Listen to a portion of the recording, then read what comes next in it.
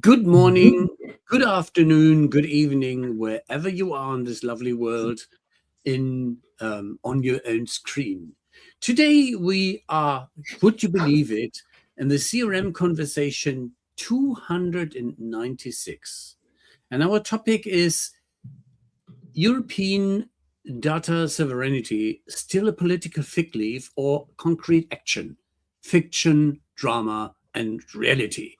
And we invited Christian Knoll to be our guest and discuss with him and you, if you like, and participate in our distributed channels, some on LinkedIn, YouTube, and some channels on Facebook, where we have the group's opportunity that you can discuss with us. To introduce our guest from my end, Christian is the CEO of Spice CRM, which is a leading CRM solution provider based in Vienna, Austria. Christian has a wealth of experience in strategic planning, business development, CRM implementation. Under his leadership, Spice CRM has grown to become a trusted partner for business looking to optimize their customer relationship management processes. Christian is known for his customer-focused approach and active communication style, one of the reasons why he is with us, which have helped him build strong relationships with clients and stakeholders and a lot of partners, to say so. Fluent in both German and English and some Eastern European languages, as I learned recently, he is adapted at navigating the complexities of international business environments. In former roles, he was in the board of Kinamo, a sugar CRM partner, and earlier in several roles as SAP. There is the link to Thomas. He recently expanded his business in buying a new organization focusing on quality processes. So, Christian, welcome. And what have I forgotten and missed? Nothing. Thank you for the nice welcoming words. And I hope the elaborate doesn't mean I'm the drama queen, since we talk about visionary and drama. So I think Thomas and I will figure out who is basically on the fiction and who's on the drama side. But to make that happen, I will focus on English. Oscillating back and forth. Yes, I will make it happen. Thanks for the great intro. The very interesting topic, especially in times like these, given where we currently see the world heading or being, it's, I think, specifically interesting. Yeah, the ancient Chinese curse, may you live in exciting times. That's very true. So we are completely living up to that promise, I believe, currently. I would like to emphasize a bit that the episode does have not only that we love to discuss on a topic which is even more interesting in fascinating and thrilling times, to say so. The EU AI Act is in force with staged obligation rolling out through 2026. It's reshaping how CX teams deploy models, label AI content, and govern high-risk systems. We have also the aspect that somewhere else on the world, the EU AI Act is not, let's say, respected, or it's more or less neglected in any framework size or approach. And unfortunately, a lot of major cloud providers are coming from one of these very tolerant and privacy-ignoring territories. The sovereign cloud moves, such as the accelerating steps like SAP launches an EU AI cloud and expanded the SAP sovereign cloud in Europe. And there are Coherence, Mistral, and others. And recently, the German BSI started activities in cooperating with Amazon Web Services to build a European-based, safer AWS European Sovereign Cloud, EU-hosted, physically, logically separated, and the first region where they want to start is Brandenburg. Now, knowing that some companies with a blue cloud in the logo and the telecom as partner have started their sovereign clouds approaches ages ago, and they were, let's properly put it, nice wrapping about the same other stuff which you could get in the US because there were only US citizens allowed. And so this was something like an embassy.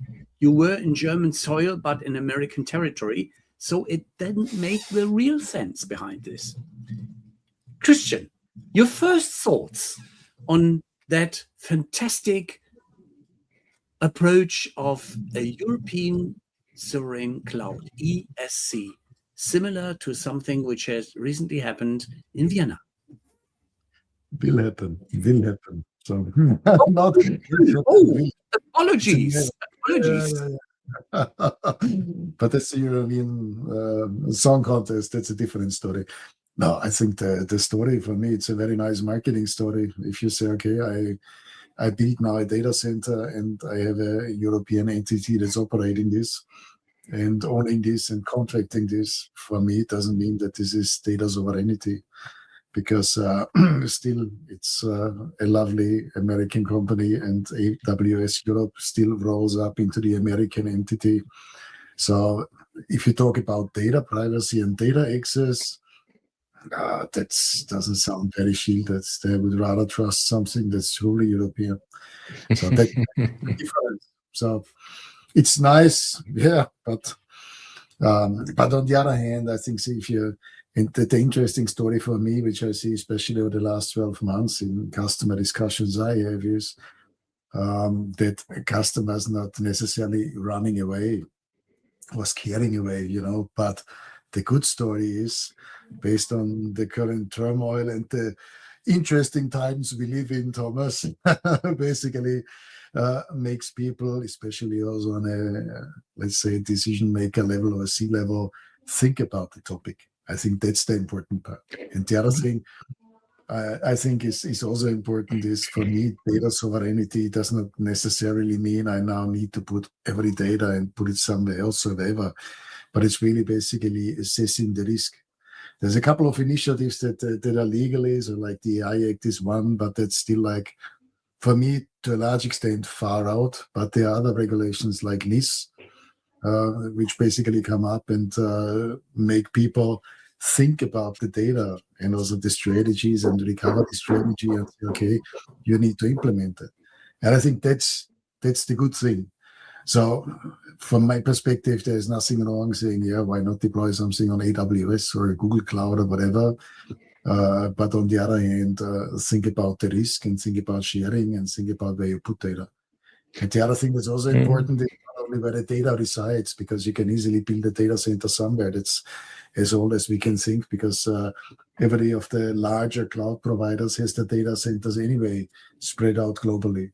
But the other thing is also interesting, if you ever read like their Data Privacy Act, who has access to these systems, that's quite funny and interesting. So you might have your data easily sitting lovingly in Germany, but the rest of the world has access to it. So that's another quite important topic, I think, to consider where you put your data. So the topic is more like, I believe what I see is spreading it, looking at data and saying, which data do I put there? Where do I have redundancies? Where do I expose myself? Where do I potentially expose critical data? And clearly assessing the risks and distributing them. I think that's way more, that we will not easily basically be able to decouple us from some of the large giants sitting in beautiful North America or the Silicon Valley. I think that's clear and obvious. But some cases make the risk transparent and make people at least think about it. I think that's one of the really good things that is currently happening, What are the risks? I mean, after all, yes, they are foreign entities, those companies. They are bound by their laws. Yeah. But they're also bound by contracts. So it means the risk, quote unquote, is limited to state actors. Is that much of a risk?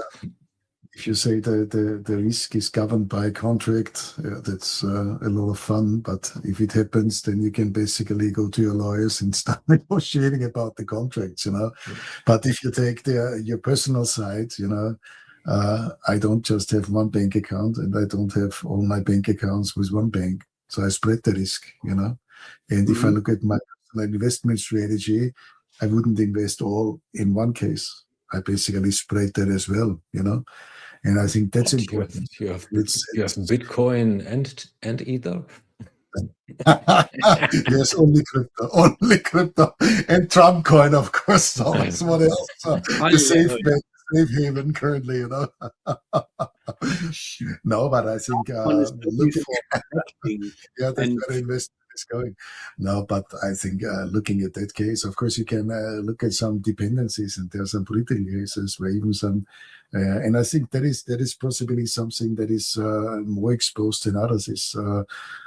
Public entities and the public sector, While on the private side, you have one responsibility. I think what's for me even more important is from the public side. And if you look at some high-ranking officers who suddenly get shut off from some mail accounts because Microsoft decides or whatever, and somebody says these are risks that are realistically happening. Not that this is utterly necessary, and if somebody turns off my WhatsApp account, okay, what can I do, But mitigating the risk by a strategy and laying out, okay, what happens if one service goes down or one service is no longer provided, just basically balances that. And the other thing I see is still, and I think that's coming back, the pendulum is swinging, is already also customers putting data back on site, and there's nothing wrong.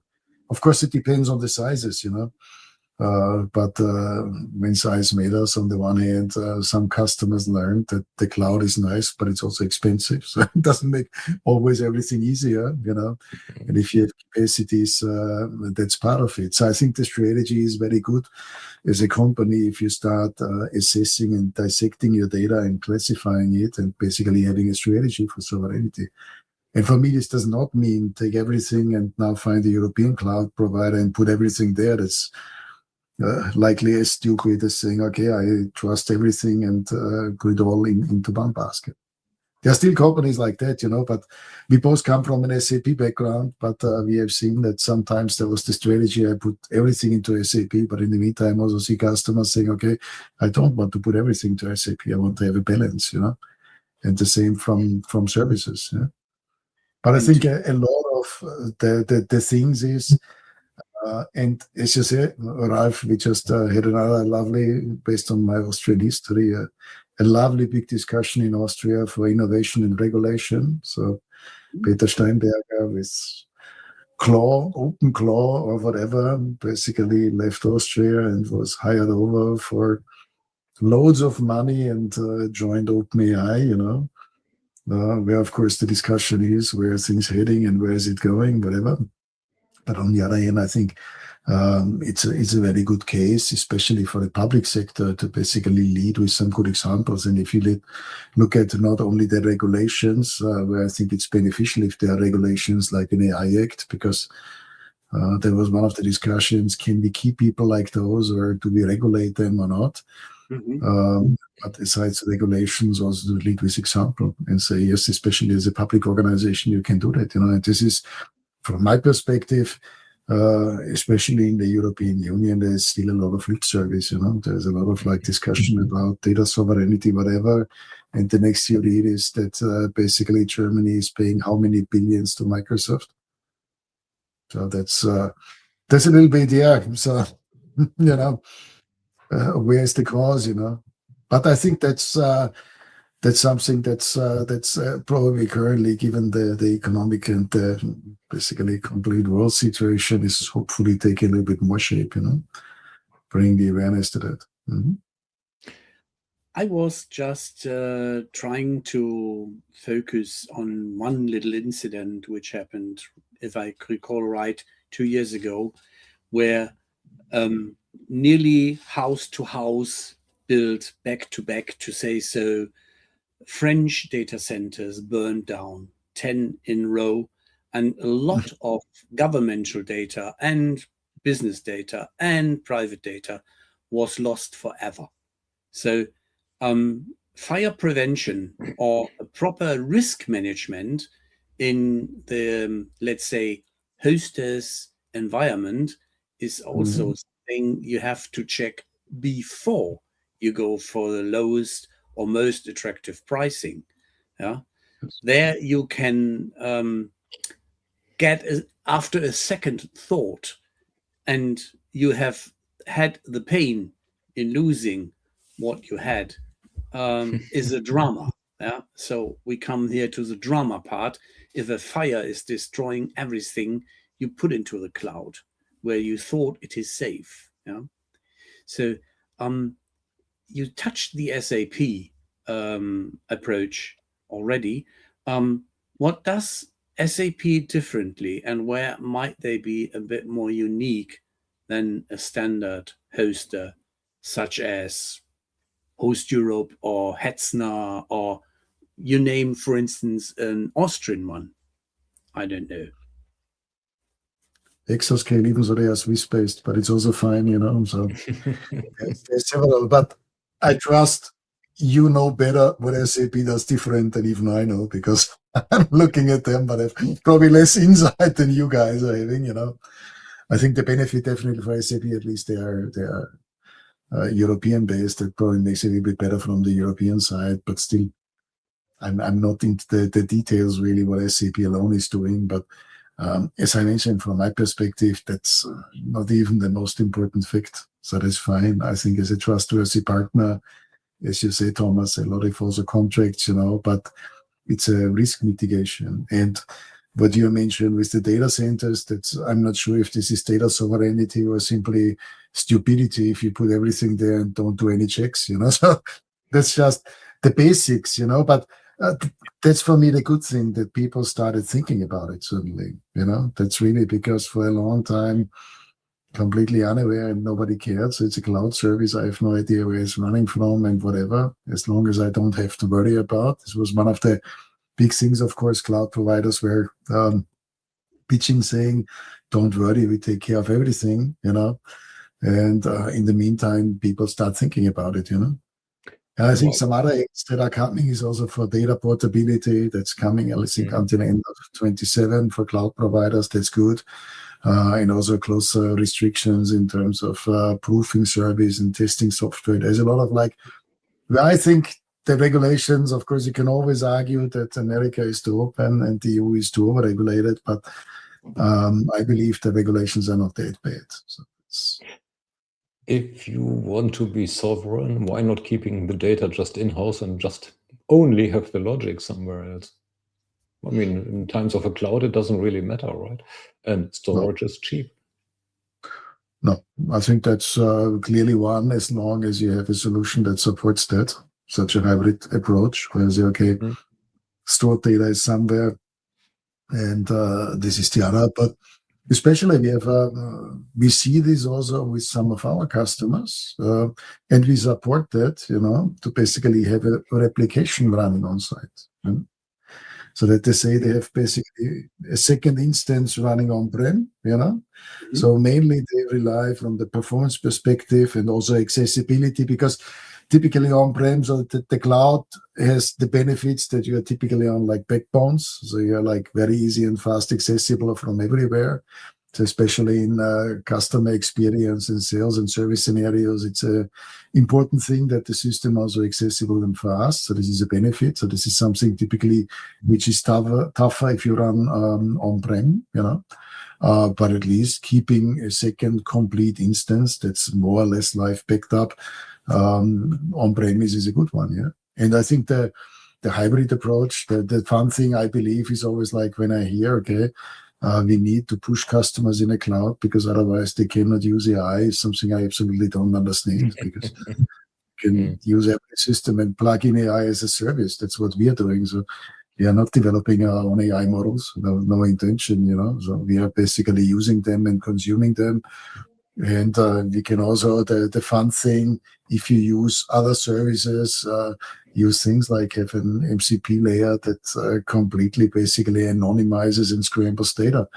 Because for some AI analysis, the AI model doesn't need to know what the name of my customer is. And doesn't need to have any private data for no reason, you know.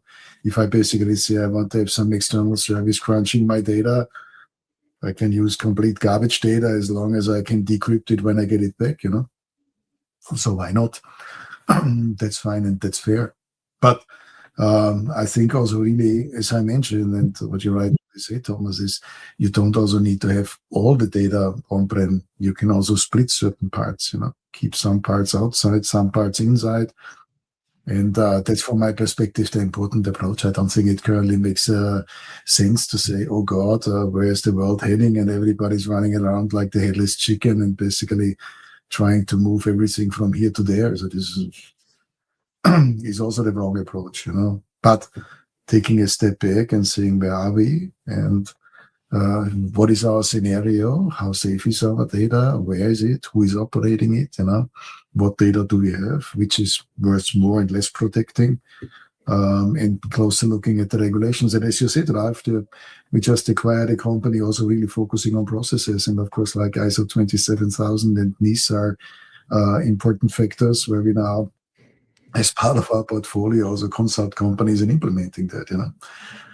And so that's a good story, putting it forward and saying, yeah, read something like the data protection little sheets you get from your cloud providers. Read it carefully and be prepared to answer some questions. As your own management team, to your own companies, and to all your stakeholders. Basically, if you run a management system and say, okay, you have a certain context of your organization and you have stakeholders, then analyze from your data and from your governance and from your complete IT structure what your stakeholders have an interest in that and how you respond to that. That makes sense. Sorry to interrupt, but you mentioned NIS. Yeah. What is the role of NIS in that aspect, and how is it influencing, if we focus down to CX, CRM in general, or is it more a hosting guideline? No, if you talk about NIS2 as something where you say, okay, Yeah. of course, you need to fall under this directive. So, of course, like if you're the mom and pop shop, it's not relevant. Yeah, but there's enough, especially larger players, that basically have to consider that. Yeah.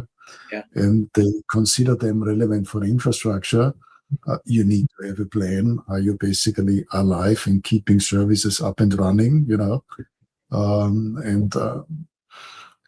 what's your recovery plans? What's your fallback plans? What are your redundancies? You know, where are they? And you basically owe clear answers. And it's not only because, from my perspective, you can do all of these things just to basically fulfill a guideline. Yeah, so you just to be compliant. Yeah, but from my perspective, that's an idiotic approach because all these guidelines have been written with something in mind. You know, so then it makes a lot of sense. Yeah? And not only to basically be compliant, but also to your own business, especially with larger ones where we talk about telcos or healthcare or other providers. You know, you should have a clear plan to that. You know. And then, of course, also data security. So talking about telco, just look at the Netherlands currently, you know. So without passing out specific names, what can happen to some 6.5 million subscriber data and customer data, you know? Ouch. Big disaster, you know. So it's a small number. Yeah, looking at some banking breaches that have 3-digit millions.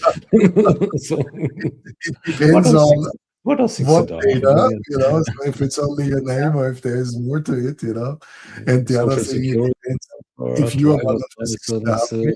Identities, passwords, and just some stuff that nobody needs. Yeah.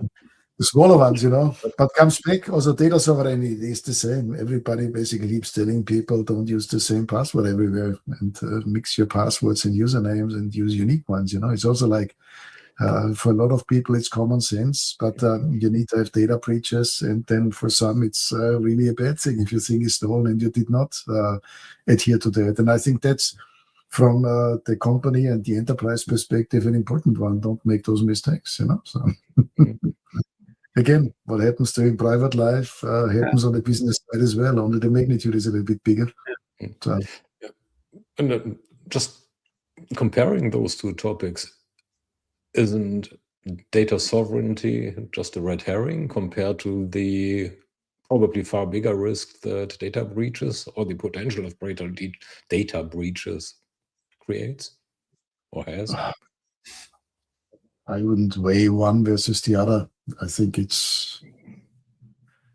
might be a good story, of course, if you distribute your data a little bit smarter, because then even if one is breached, not everything is breached. Might be a good story. So that might help when you can, But I think you cannot say I do one and not to the other. I think if you're really looking at the world where you're in, you need to address both as a company. So that's. But I would tie them together. I think the story, what you have as controls in place, and where you store your data, and how you look at that, and what you can do in terms of recovery. It's the same issue. You heard about this wonderful data piracy and whatever, where you basically get hackers going in and suddenly killing your complete infrastructure. And I think there's enough of those stories. It's also a part where you say, okay, where do my systems reside? And how am I protected? Of course, it's a difficult part. I agree. Sometimes the cloud providers potentially have even stronger measures than you can have on your own side. That's part of it. So, but it's definitely, for me, it's a complete story. It's a holistic approach that's required. It's not one or the other. Being in Europe, is that possible at all? I mean, after all, there is a widespread perception that Europe slapped itself out of the market. Yeah, but that's from my perspective, as Europeans, we're always very, very great at playing ourselves down. So this is a European wonder thing, I've lived long enough in the US to know the American approach, where everything is great. And if you scratch on the surface, sometimes it's not like that, And on the other hand, the Europeans always very That's great. Yes. Well, lots of lipstick on playing them down, but I think there's enough. There's just I think what's the story and what's the difference, is the scale we see, But in reality, of course, they are the big ones, And in some cases, we might have missed the boat, because if you take something like, okay, besides Google and Microsoft in the office world, there's not so much really alternatives.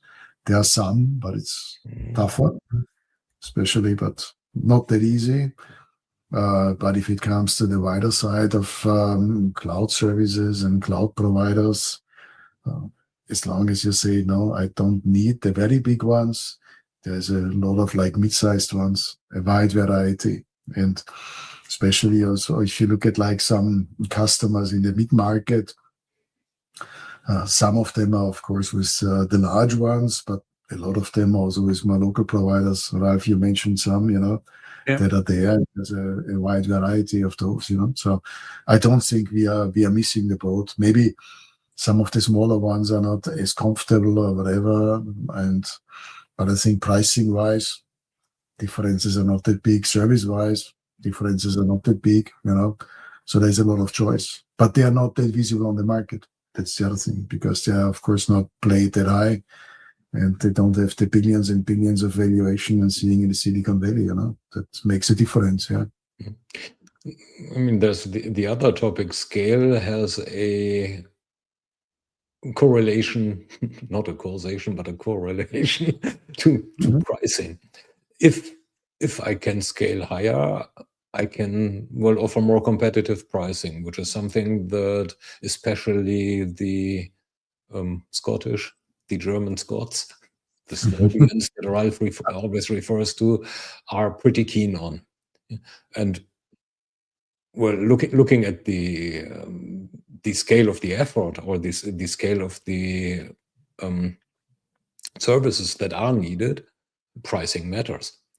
So is there anybody who can compete with the three big ones in Europe? If you look at the local ones, I think if you take the total cost of ownership and say, okay, what it takes you to basically operate a solution and on a cloud service, the cost of the cloud service as such for providing the service is anyway a marginal part. So that's like, it's not the big part. And the other thing, also, if you look at like the service providers, if you take an AWS and the services they provide, to a good chunk, the AWS salespersons don't even understand the services they have, and then comparing to what you typically need, it's a very different story. No, you're smiling, It's another good friend of our former provider with the lovely blue logo who recently visited me, works for AWS and said, yeah, it's exactly the case because they have services up to I don't know what, And so if you say what you realistically need for providing some cloud infrastructure, cloud services on a daily basis, then there are some wonderful, sophisticated niche services that, nice to have them. But on the bread and butter part and saying, okay, you need to basically provide computing power, storage, and some other parts, I think they're very competitive. So the difference you might see, that's true, that's also my experience, is that maybe some things are not that easy to use, so maybe some are a little bit easier on the one hand or the other hand, so some of the smaller ones maybe are a little bit clunkier, but if you do the math and saying, okay, what is the opportunity, what is the cost, what is the risk, that factor of the cost, from my view, is rather small. And even if you compare some, you might end up and be surprised that you even might be at lower cost with some local providers. So I think that's, in the meantime, a big commodity. So Interesting. But you might have to be smart and look around a little bit. So it's not, you can always take the obvious one, like years ago, just if you wanted to be safe by IBM or by SAP or whatever, if you're smart, there's enough alternatives out there, If it were that much of a commodity, why aren't the big 3, 4 hyperscalers, American-based, and don't even count the Chinese ones, investing more than Germany's gross GDP this year in data centers?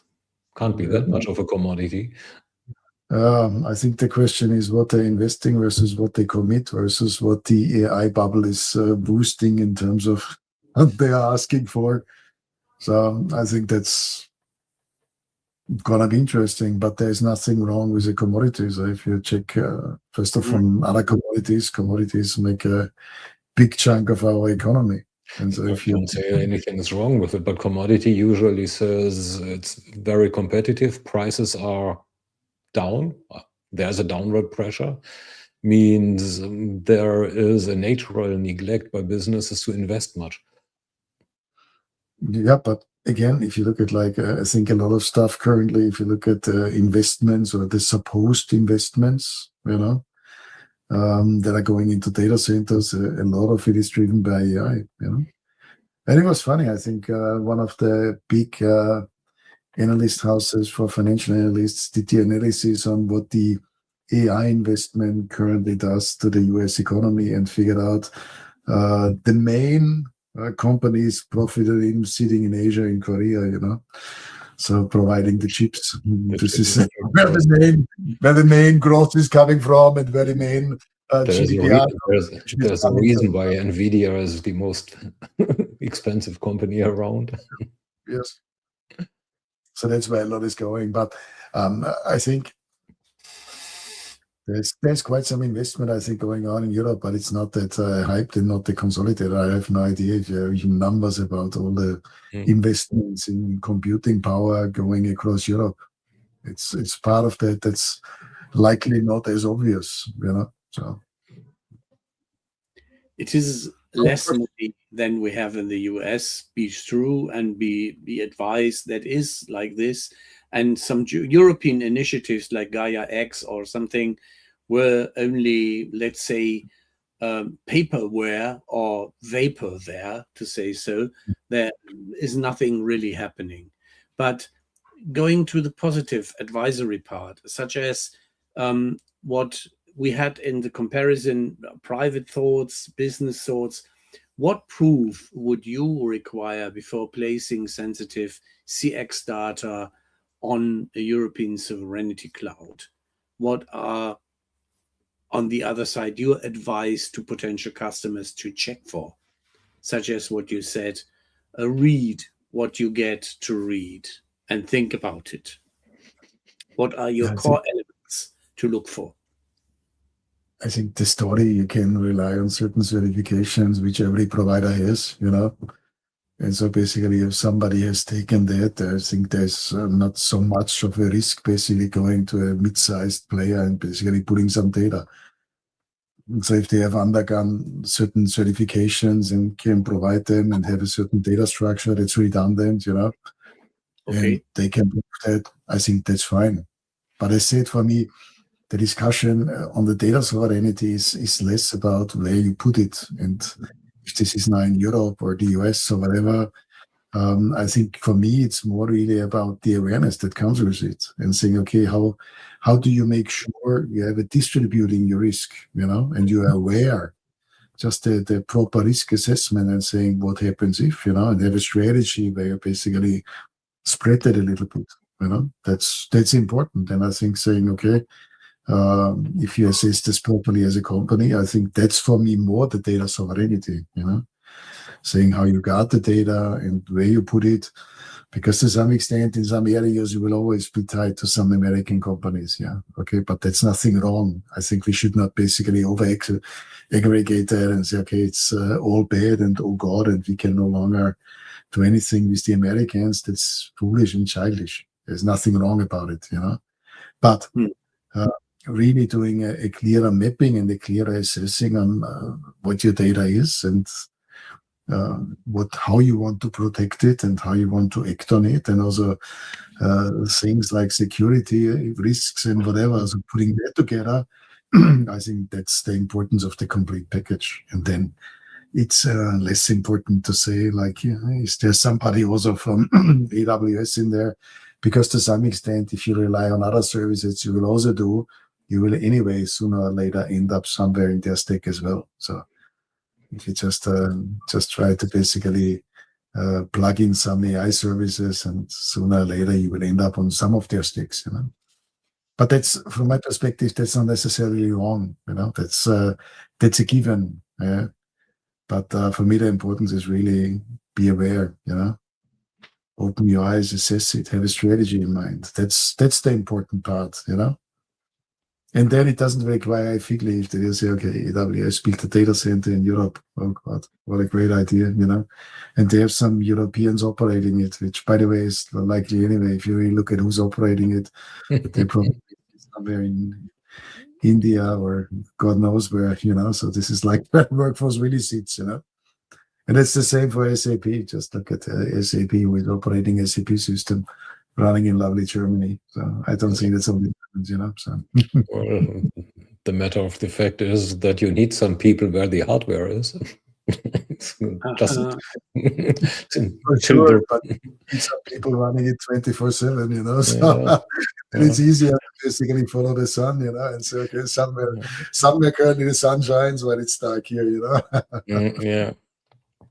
So it's a bit hard to maintain the stuff when it breaks if you're a few thousand miles away. So it's Exactly. I mean, that is, again, this is a red herring that is talked about, and then, well, which passports do those people have? Yes, talking of SAP, they're coming from everywhere for all good reasons.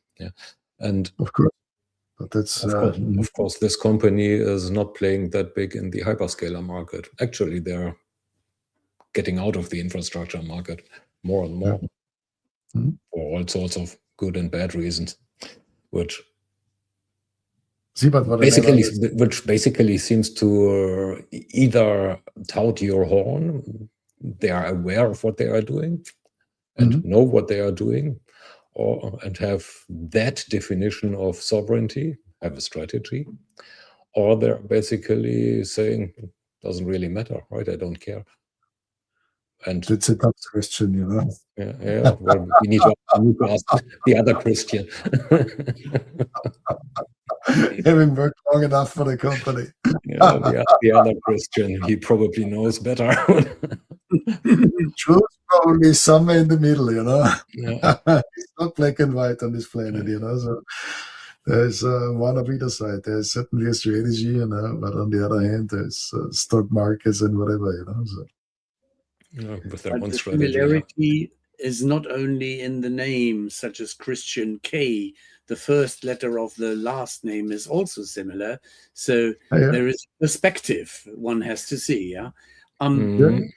As we talked last April, or in our CM Convo 278 with you, what is the advantage of the fenced garden, or the opportunity, as we said, that local AI services could work also in your own fenced garden, such as if you combine hybrid structures, such as keep some data in the cloud, have your machines in your own premises, and have your own AI model. And you have customers which do some of this. We are seeing that, yeah. We are seeing that basically some customers start deploying their own AI locally on local instances in their fences, where they can grant also more data access, you know, and are less concerned about the data going out. And I think with the development, that's definitely heading in the right direction, even though in most cases it's still like in some, you see, developing stages.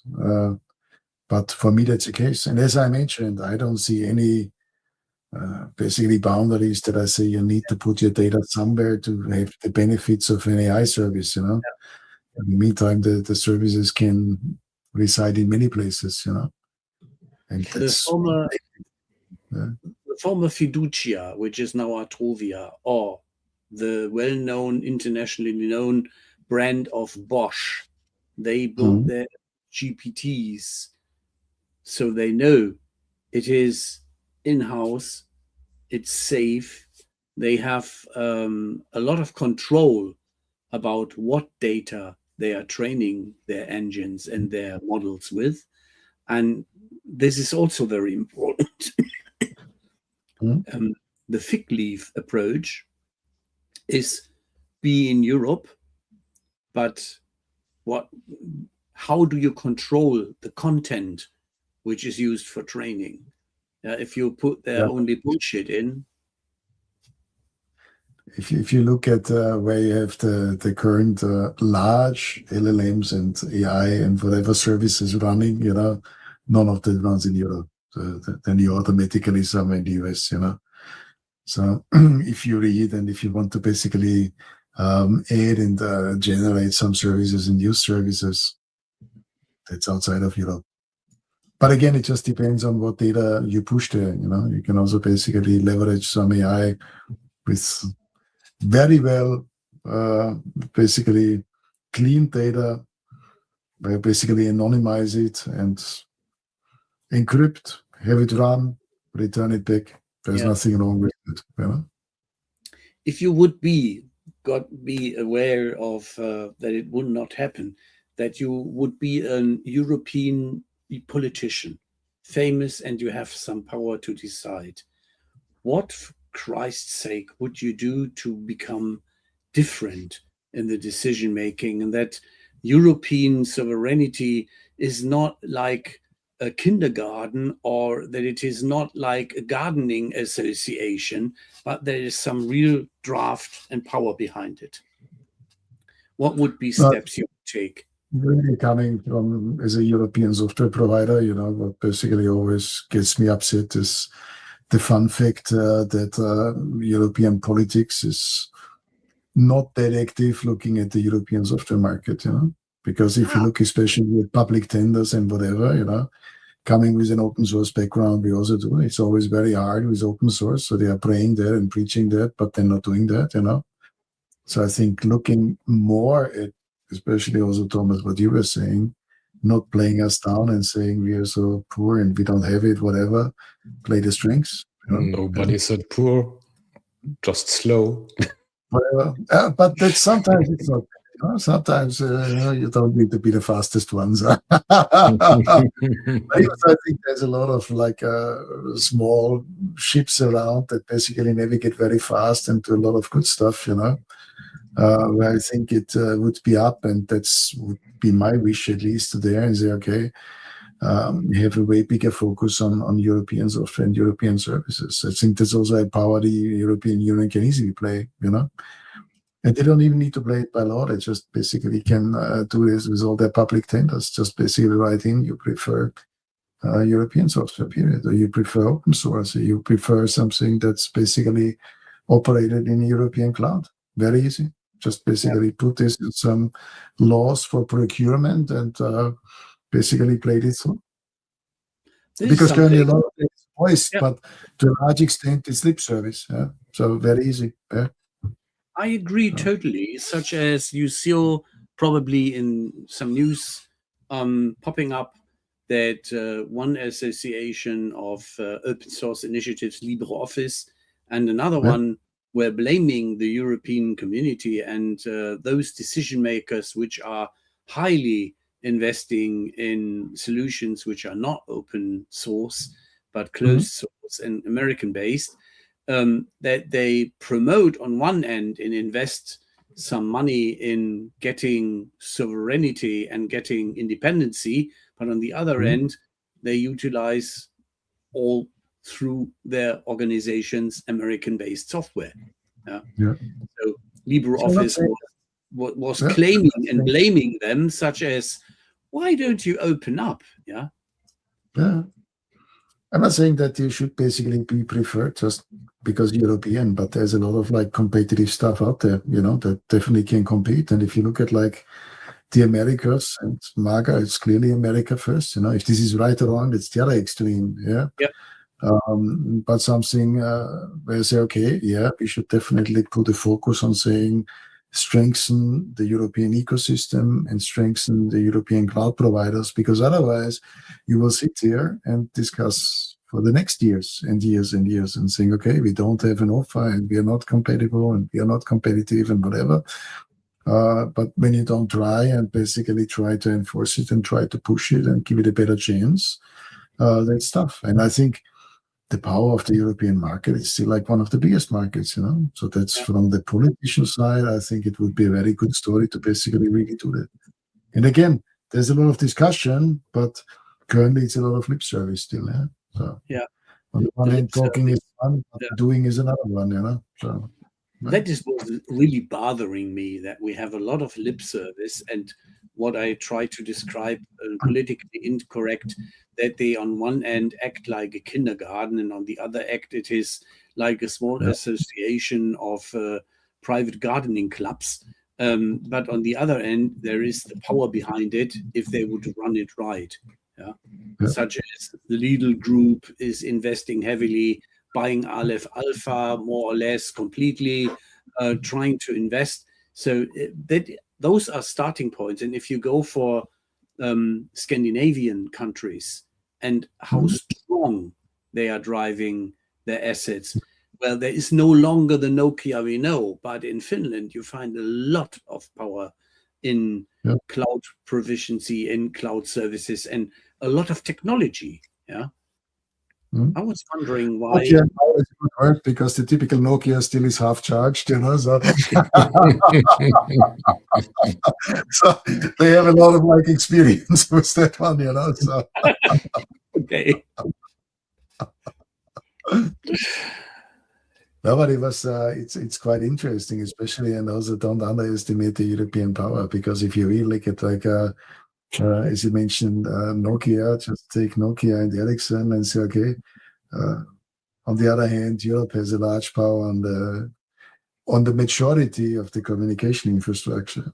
So we, on the other hand, sit on, as Europeans, on a very long arm, and also manufacturing side, the same. Semiconductor manufacturing without a small little company in Netherlands would be nowhere, So which is Chinese owned. Which is Chinese owned, so it's not a Netherlands company. It's a subsidiary. Yeah, but Basically a trading post, meanwhile. you could, yeah, that's another story, but you could easily just follow the wonderful story and imposing some tariffs or whatever, But there's still, there's enough, I think, in the European world that can be strengthened. And from the political side, if you basically drive this stronger, I think this is a good opportunity. Yeah? But you would need the power and say, okay, yes, I want the data sovereignty.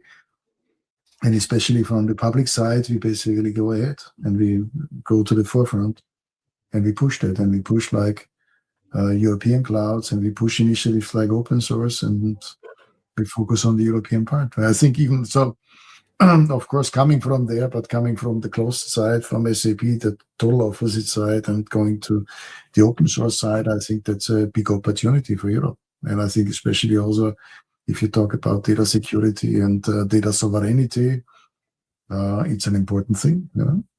Yeah. If you are, as you mentioned already, European political sourcing and procurement with some rules and regulations, some frameworks, if you would write a buyer's playbook for customer experience, what would you put inside of it as guiding and advisory? Of course, to take the best solution, which is ours, but that's a different story, Completely independent. I can imagine 2 or 3 other guys who are saying the same. Okay, aside of this very valid point, what else would you write inside the buyer's guide? I think the most thing I see just that's one of the prohibitive parts is just that typically these public tenders are written towards 2 or 3 or 4 large ones. Sometimes the requirements they write in are just ridiculous. So I think leave it open and don't require that you basically have gazillions of revenue, because that's in a lot of cases, especially in the open source space, sometimes it's very hard to participate. It's only one, and of course the efforts are large, but that can be managed. But then the selection criteria, some of them are just not focused on the outcome, but focused on some formal factors, and then tailored towards like large organizations. And the other thing, I think I would put a preference in and say, okay, in the scoring, then you say, okay, you need to basically evaluate or prioritize the European clouds and European services. Very easy. And say, okay, it's an important fact for the European Union to basically be on that level, at least have some view on it and keeping the data sovereignty, and really manifest it and say that must be a key criteria. So let's stay a little on the political level. If it were important, my theory is the EU would be there, but they aren't. I think from some extent they are not that far away, because there are initiatives and there are things that are driving that, But as you say, sometimes the European Union is slow, very easy, and not that explicit. So where are they there? Except from, well, the perception outside of the European Union is that they are great at regulation, and that's it. Yeah, that's fine. So, but this is, on the other hand, sometimes this is also not bad, Sometimes I'm not opposing to some regulated market as well, But I think, there are clear, I think, strategies in saying, okay, I think if you look at some recent, basically statements from the European Union, they're trying to basically put a focus on that. And they are trying to put a focus on open source. And there's a certain set of initiatives. There are certain other countries like Switzerland going even further, Mm-hmm.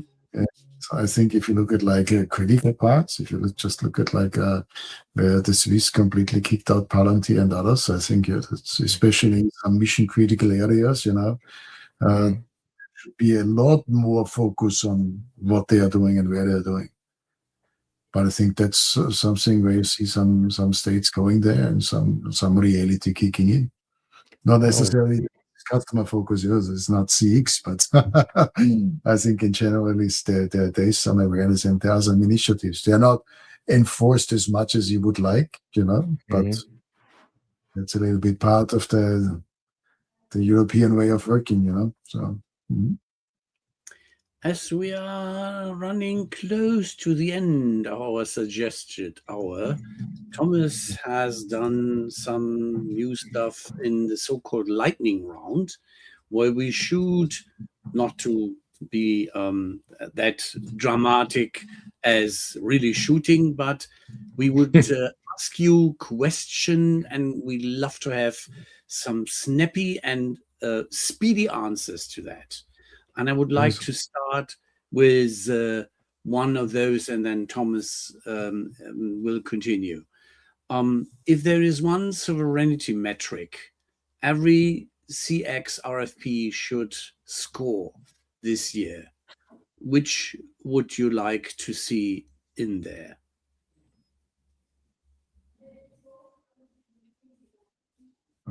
Very good question. Very good answer. So which to go for? Is it sovereignty? Is it score? Is it C? Is it UAPS, European Union Ops Control, or what comes to your mind? Focused is on, I think, how to phrase it. I'm just looking for the proper words that I would find. No need to be politically correct. No. I thought you asked easy questions like, what's your favorite curry or something like that. Yeah.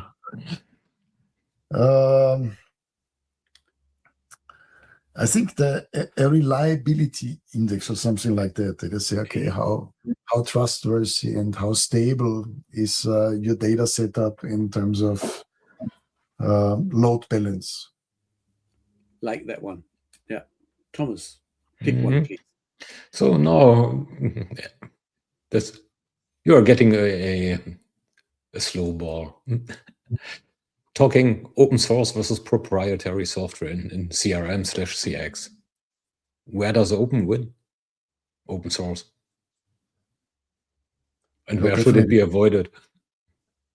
It should never be avoided. It should be preferred completely. So, And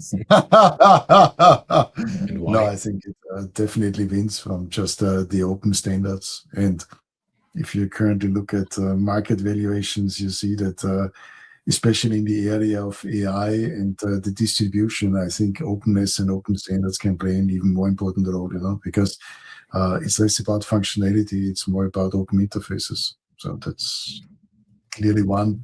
And the other thing is price benefits. It's not for free, but if you say, okay, I can build solutions today easier with a very reliable core, I think that's a key benefit. And this is where it's heading to from my perspective. Where would you go if you were or are asked public LLMs inside customer experience solutions? I would like to hear one safe use case you would advise and one never use case. One, never upload all your customer data to some LLM or some contract you want to have analyzed or whatever. That's the complete never, Where would I go? I think no preference from my perspective. If you know what you're doing, you can go to anyone. So, okay. I think I would just choose, and that's what we have seen.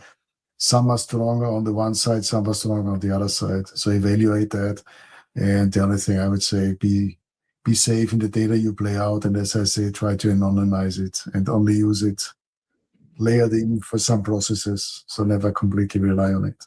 But it's also something we're seeing from customers. So it's the whole landscape is getting a little bit more spread out, So I think the CRM is getting down to like more headless consolidated data store where we really have good data and keep it and then build some apps on the side, So that's more it. And I think that value is surfacing more.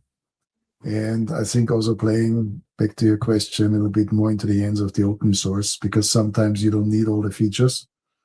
a very big player might have, because it's easy to build very specific features on the side as long as you have a very stable and good core, you know? Okay, as we are past the hour meanwhile, which went quite fast in spite of the seemingly dry topic, which it isn't, but well, too many people think so. Well, thanks, Christian. This was amazing as usual. It was a pleasure. Happy to have you back, and of course the invite is open for next time. Yes, no important. I let you have 4 and then I come for the happy birthday party, you know. You should make a big one. You should make a very big converse for your magic number and invite more people, you know. That would be fun, by the way. So let's see. In between, let's tune in when we are diving into more CX topics with Cameron Marsh of Nucleus Research, who surely has some new stuff to report about, well, Nucleus reports probably, and how he sees the CX world. Till then, thanks a lot and see you later.